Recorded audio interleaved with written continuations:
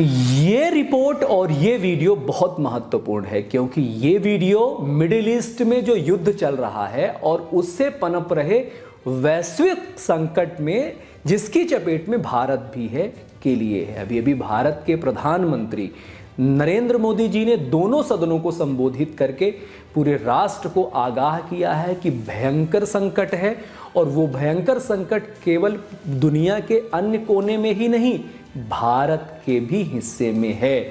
अभी फिलहाल भारत चूंकि फाउंडेशन मजबूत है, सरवाइव करना उतना कठिन नहीं है, लेकिन जैसे जैसे ये युद्ध और लंबा खींचेगा वैसे वैसे उसके संकट के घोर परिणाम भारत को भी देखने को मिलेंगे। तो कमर कसने के लिए लोकसभा और राज्यसभा दोनों में भारत के जो राष्ट्राध्यक्ष हैं मोदी जी, उन्होंने जनता को अप्रत्यक्ष तौर पर आगाह कर दिया है। जय हिंद साथियों, नमस्कार, मैं हूं आपका दोस्त ललित व्यास पांडे। जो युद्ध हो रहा है उस युद्ध में भारत का तो कोई हाथ है नहीं। सारे देश अपने ईगो को सेटिस्फाई करने के लिए आपस में टकराव कर रहे हैं, लड़ झगड़ रहे हैं और इससे दुनिया के अन्य राष्ट्रों में क्या हो रहा है, ईंधन का, ऊर्जा का, व्यापार का, दवाइयों का, फर्टिलाइजर का बहुत प्रकार से प्रभाव धीरे धीरे देखने को मिल रहा है क्योंकि इनके युद्धों की वजह से यातायात बाधित हो रहा है, व्यापार बाधित हो रहा है और जो जहाज़ें हैं वो जो स्ट्रेट ऑफ हॉर्मुज है वहाँ से ठीक तरीके से निकल नहीं पा रहे हैं और refineries, crude oil centres, tankers पर जो लगातार हमले किए जा रहे हैं, कंपनियों पर लगातार हमले किए जा रहे हैं, निर्दोष लोगों पर हमले किए जा रहे हैं, उसका कुप्रभाव ये है कि बहुत सारा प्रोडक्शन पर इसका असर पड़ रहा है, व्यापार पर असर पड़ रहा है। भारत अभी इसको मेंटेन किए हुआ है, लेकिन मेंटेन कब तक कर पाएगा, इसी बात को लेकर प्रधानमंत्री मोदी ने चिंता जाहिर की है। विपक्ष का काम है कटघरे में रखना, उसका ये धर्म है बहुत सारी नीतियों पर प्रश्न उठाना, तो विपक्ष नीतियों पर प्रश्न उठाएगा। उससे इतना पैनिक होने की आवश्यकता नहीं है क्योंकि विपक्ष को भी तो यही समय मिलेगा कि सरकार के ऊपर अनेक प्रकार से प्रहार किए जाएं। अब सरकार और सरकार के नुमाइंदों का ये दायित्व बनता है कि विपक्ष के अब इस प्रकार के हमले का वो किस प्रकार से जवाब देते हैं। या तो फ्रस्ट्रेट हो जाते हैं, फ्रस्ट्रेट होकर के अनाप शनाप जवाब देते हैं या नपा तुला संतुलित जवाब देते हैं और विपक्ष से सहयोग लेने के लिए कोई ना कोई नीति बनाते हैं। विपक्ष कोई भी मौका नहीं छोड़ेगा क्योंकि जिस प्रकार से सरकार ने पूरे वैश्विक माहौल को कंट्रोल करने का दावा किया, घेराबंदी की, कूटनीति का, श्रेष्ठ कूटनीति का दिखावा भी किया, अप्लाई भी किया।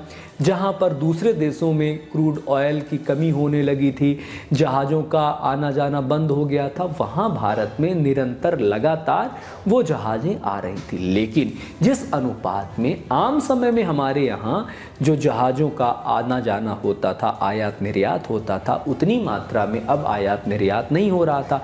तो जो हमारे रिजर्व्स हैं जो पहले की तुलना में 3 गुना 4 गुना हैं, लेकिन वो रिजर्व्स लिमिटेड होते हैं। किसी भी देश में ये जो क्रूड ऑयल है या जो गैस है, इनका जो रिजर्व होता है, ईंधन का जो रिजर्व होता है बहुत लिमिटेड होता है।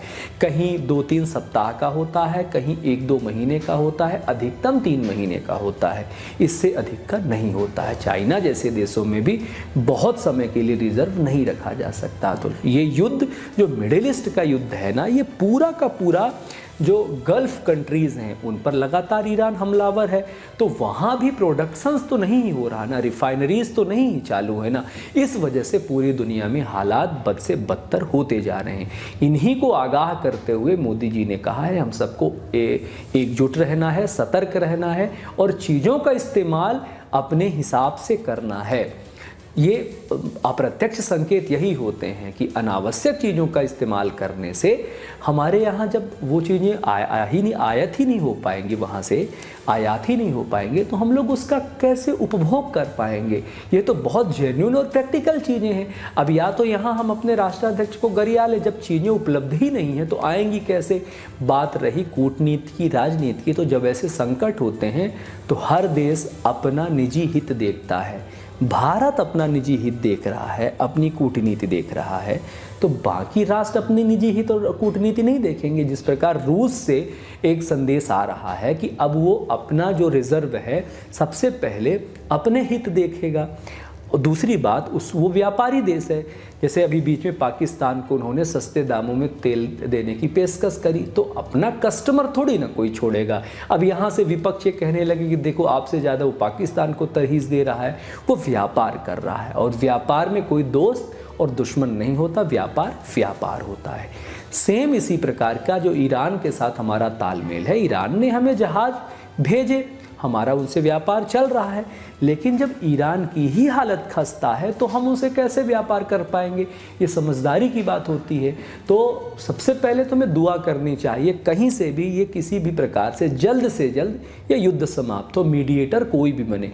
पाकिस्तान मीडिएटर, अरे पाकिस्तान के जनता उसकी नहीं सुन रही है, वहाँ वो क्या मीडिएटर बन के चला जाएगा? वो फॉरेन डिप्लोमेसी का एक हिस्सा है, एक दूसरे के ऊपर दबाव बनाने का। तो उसके चक्कर में पड़ करके आप अपनी ज़िंदगी बर्बाद मत करिए। आप देखिए, सुनिए, समझिए। हाँ, सरकार का फेलियर है कि नहीं है, इस पर बात हो सकती है। कूटनीतिक कितनी फेलियर है, कितनी नहीं है, इस पर भी बात हो सकती है, लेकिन सतर्कता ज़रूरी है, इसको ध्यान में रखना जरूरी है। जिस प्रकार से लोकसभा को और राज्यसभा को, मैंने तो राज्यसभा को संबोधित करते हुए लाइव देखा है, जो कॉन्फिडेंस में हमारे राष्ट्राध्यक्ष होते हैं वो कॉन्फिडेंस उनमें बिल्कुल दिख नहीं रहा था, क्योंकि उनके जो भाव भंगिमा थी वो यह कहती हुई स्पष्ट दिखाई दे रही थी। वहाँ से ये समझा जा सकता था कि संकट गहरा है, संकट तो गहरा है, और उस संकट के चपेट में भारत भी आ चुका है।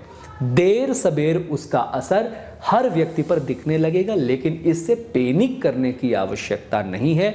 हमारा देश पहले भी बिना किसी इन संसाधनों के सर्वाइव करता था, तो उन तीसरे विकल्पों पर हमें अभी से सोचना होगा, और अगर ऐसे संकट आते हैं तो उसकी तैयारी पहले से करनी पड़ेगी पर्सनल तौर पर, क्योंकि जीना अल्टीमेटली हर व्यक्ति को होता है। कल को अगर कोई राष्ट्राध्यक्ष हाथ खड़ा कर दे तो क्या आप मर जाओगे? नहीं मरोगे। तो तब जो आप स्थिति अप्लाई करने वाले हो वो स्थिति अभी अप्लाई कर लो, तो क्या बुराई है? देखिए, संकट बहुत बड़ा है, वैश्विक संकट है, पूरा देश चरमराया हुआ है, पूरा विश्व चरमराया हुआ है, तो भारत पर उसकी लपटें ना आए ऐसा संभव ही नहीं है। इसलिए विपक्ष के बहकावे में ना आए, उनका काम है रोटी सेकना, क्योंकि यही तो मौका है, एकमात्र मौका है। वो भी वो नहीं भुनाएंगे तो कब भुनाएंगे? उनको मौका भुनाने दीजिए, हो सकता है वो भी वहाँ से कुछ अच्छी बात निकल करके आ जाए। विपक्ष दबाव बनाए तो यहाँ से नीतियाँ कुछ और बेहतर निकल करके आ जाए। ये प्रक्रिया है, यही डेमोक्रेसी है, और यही डेमोक्रेसी का आनंद है। लुत्फ़ उठाइए, सतर्क रहिए, अपने आप को बचा करके रखिए। बहुत बहुत धन्यवाद करते हैं। जय हिंद, जय भारत, वंदे मातरम।